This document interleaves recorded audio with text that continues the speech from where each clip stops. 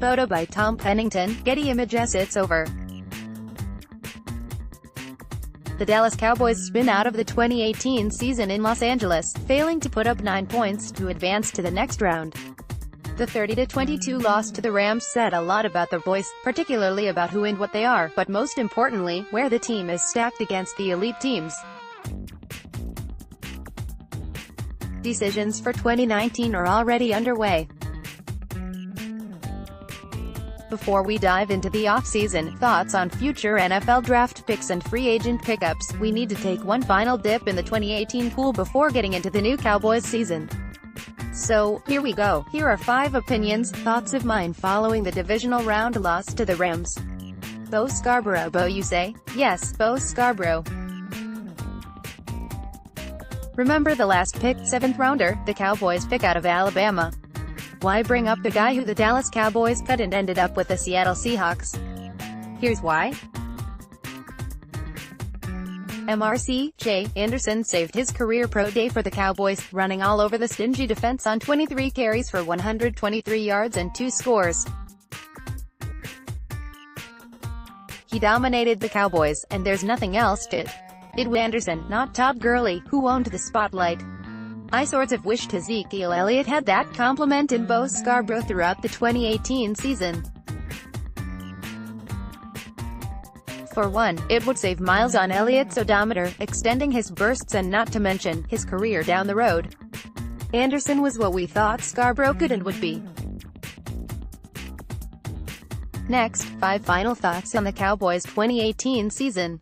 Each player served up big slices of contribution for the team, especially towards the playoffs. The 3 players were the first 3 picks the Dallas Cowboys nabbed out the 2018 NFL Draft. Van Der Esch was flat out a baller, with 140 tackles, 2 interceptions in 16 games. He started 11 contests. Want your voice heard? Join the Landry Hat team. Right for us. Gallup, who turns 23 in March, started 8 games, played in all 18 possible games, catching 41 balls for the year. Overall, he had 3 touchdown receptions. Williams, on the other hand, was a seesaw. He played 13 games, starting 10 overall. He was inconsistent. Should he develop, much like how La'el Collins did his second year, the Cowboys have a strong trio for years to come. Next, 5 final thoughts on the Cowboys' 2018 season. The Cowboys were brilliant enough to hold a hot Seattle Seahawks team, but when it came to reading the number 2 seed, the radar in Dallas was off. The reality is the team didn't have enough clout to battle or fight with the elite. From the get-go, the Cowboys were drowning and surviving following Amari Cooper's touchdown dash that put up America's team 7-3. It was downhill from that point. From a 3-5 start to 11-7 finish, you have to credit the Dallas Cowboys for starting the season 3-5 and finishing it out with a playoff win. Sure, the Cowboys were over their heads in Los Angeles, but they still fought within an 8-point contest. The season was almost determined in November. Instead, the Cowboys extended their lifeline by ripping off big wins and ending the season with a 7-1 record after starting 3-5. You can spotlight the Amari Cooper transaction or the upgrade of Mark Colombo at the coaching ranks for the boost, but nothing, and I mean nothing, excites me more than defense. Next, 5 final thoughts on the Cowboys' 2018 season. Looks like he's here to stay longer.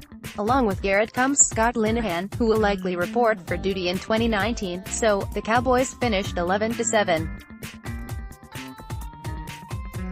The roller coaster ride is officially over. The Cowboys don't make any drastic changes, so I have to say this, even though I hate it, the more things stay the same in Big D, the more things, well, stay the same. Yeah, sure, Linehan might be on short leash in 2019, and so will Garrett. But the Cowboys had a raw opportunity to slice and dice their way into 2019 with a new staff. Tagging new blood in the form of new coaching, along with the second youngest team in the NFL, would have lit a fire in the Dallas Cowboys fan base.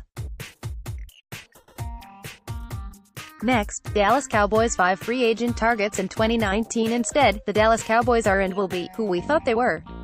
What are your thoughts about the 2018 version of America's team? Share them with us in the comment section below.